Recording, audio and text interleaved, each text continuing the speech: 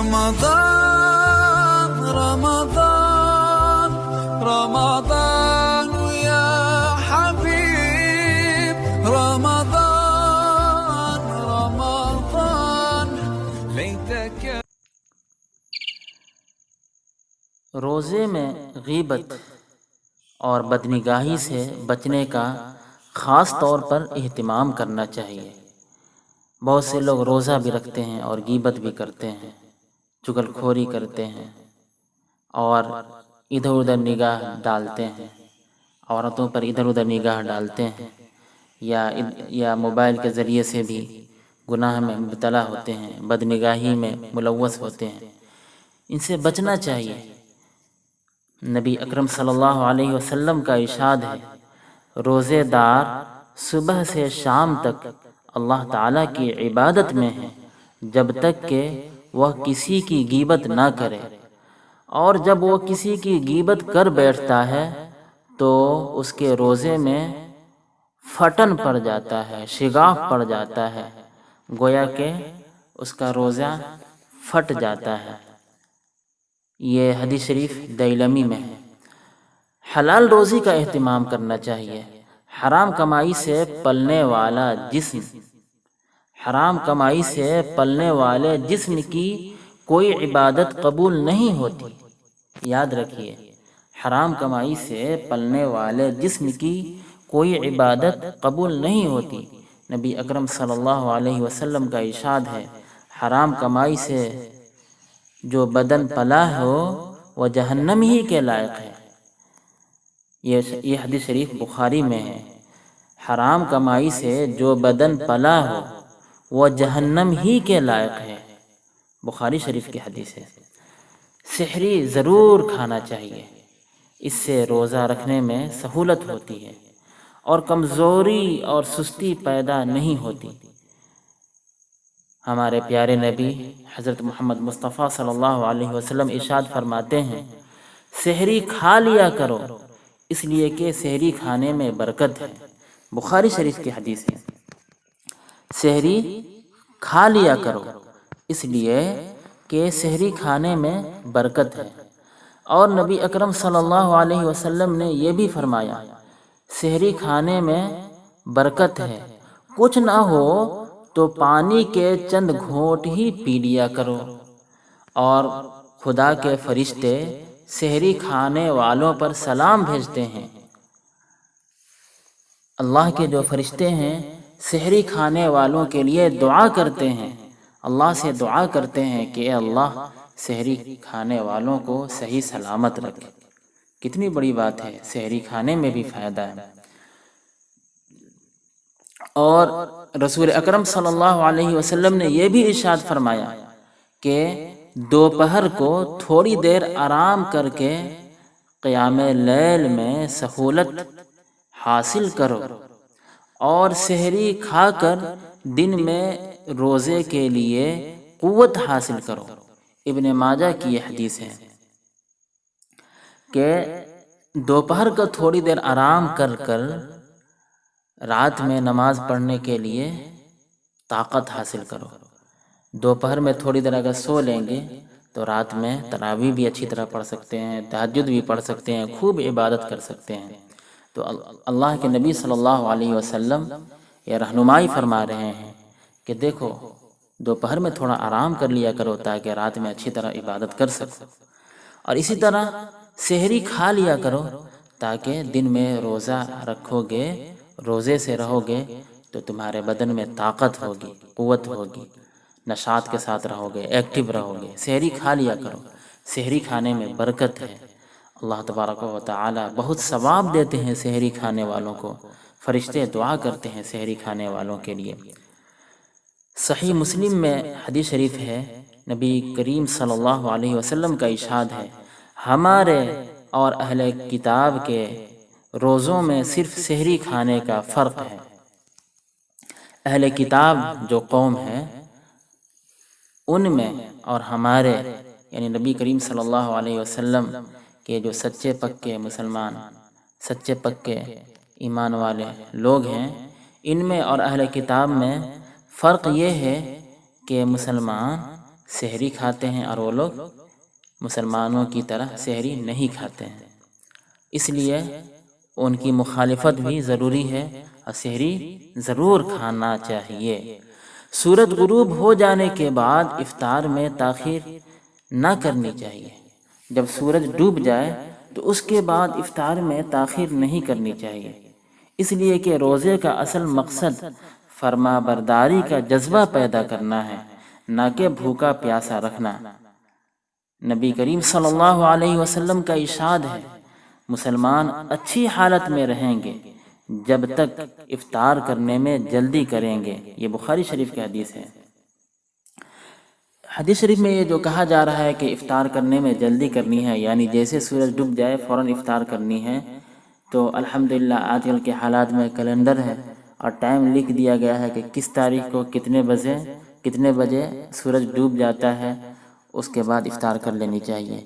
تو مثال کے طور پر کہ اگر یہ لکھا ہوا ہے کہ 6:27 میں افطار کا وقت ہے، یعنی سورج ڈوب جاتا ہے، تو پھر اس کے بعد تاخیر نہیں کرنی چاہیے۔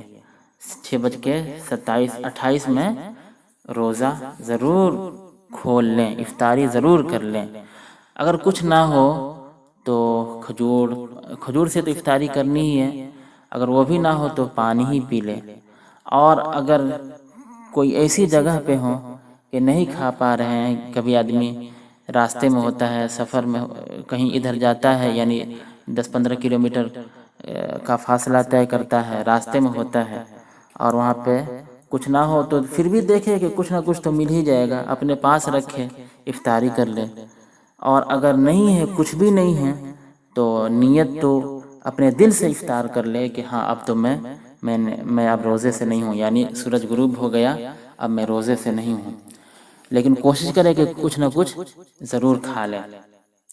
اور یہاں پہ یہ بات بھی یاد رکھنی چاہیے کہ یہ جو کہا گیا کہ افطار کرنے میں جلدی کرے، تو اس کا مطلب یہ نہیں ہے کہ وقت سے پہلے ہی افطار کر لیں۔ بہت سے لوگ جلدی اس طرح مچاتے ہیں کہ وقت سے پہلے ہی، یعنی 1 منٹ پہلے ہی وہ کر لیتے ہیں، تو یہ غلط ہے۔ اگر 1 منٹ پہلے بھی افطار کر لیے تو آپ کا روزہ ختم ہو گیا، روزہ ٹوٹ گیا۔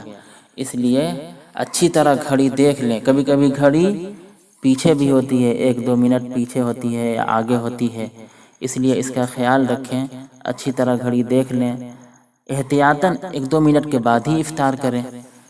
آپ کی نیت تو بس یہی ہے کہ سورج جیسے ڈوب گیا اور اب میں افطار کروں گا، لیکن یہاں پہ پرابلم گھڑی کا ہے کہ کبھی کبھی گھڑی میں وقت 1-2 منٹ آگے پیچھے بھی ہوتی ہے، تو احتیاطاً اچھی طرح ٹائم ملا کر رکھیں اور احتیاطاً 1-2 منٹ کے بعد افطار کریں، اس کے بعد پھر تاخیر نہ کریں۔ افطار کے وقت یہ دعا پڑھنی چاہیے۔ یہ دعا میرے ساتھ آپ بھی پڑھیے اور یاد کر لیجئے۔ یہ دعا اسکرین پہ بھی آپ دیکھ سکتے ہیں اور دیکھ کر بھی آپ یاد کر سکتے ہیں اور سن کر بھی یاد کر سکتے ہیں۔ اسکرین پہ بھی آپ دیکھیے اور یاد کیجئے۔ یہ دعا مسلم شریف میں ہے۔ بسم اللہ الرحمن الرحیم۔ اللہم لک صمت وعلی رزقک افطرت۔ اس کو میں پھر پڑھ دیتا ہوں۔ اللہم لک صمت وعلی رزقک افطرت۔ اس دعا کو پڑھ لینی چاہیے، اس لیے کہ حدیث شریف میں ہے۔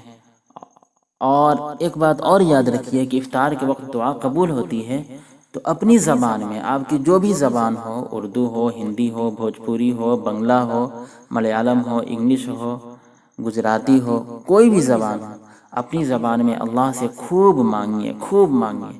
اور جیسے وقت ہو جائے اس وقت درود شریف کا بھی اہتمام کرنا چاہیے، مغفرت، اللہ سے مغفرت کے لیے دعا کرنی چاہیے، رحمت کے لیے دعا کرنی چاہیے، پوری امت کے لیے دعا کرنی چاہیے، تمام صحابہ کے لیے دعا کرنی چاہیے، نبی کریم صلی اللہ علیہ وسلم اور جتنے بھی انبیاء کرام ہیں ان پر درود و سلام بھیجنا چاہیے، خوب دعائیں کرنی چاہیے۔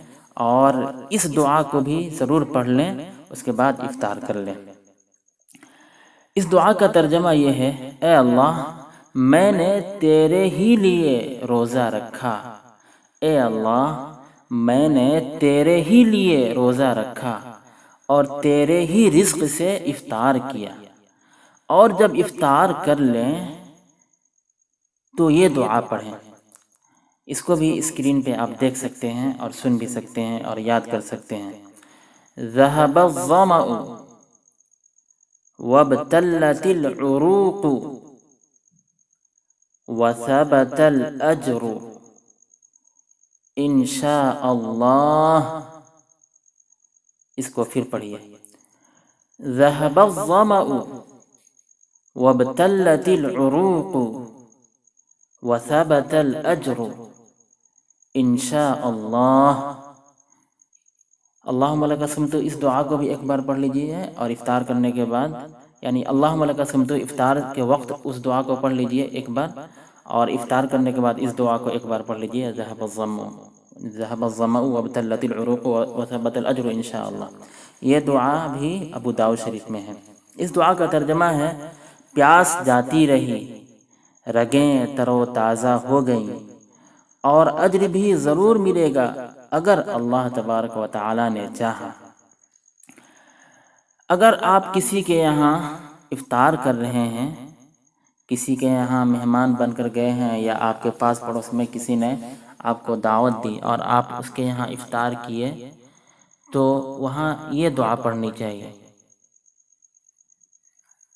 افطر عندکم الصائمون وأکل طعامکم الابرار وصلت علیکم الملائکہ۔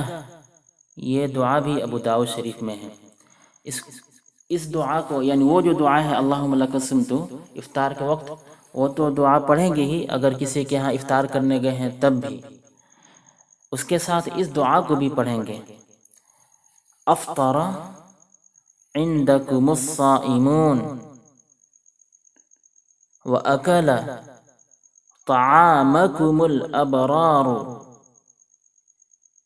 وصلت علیکم الملائکہ۔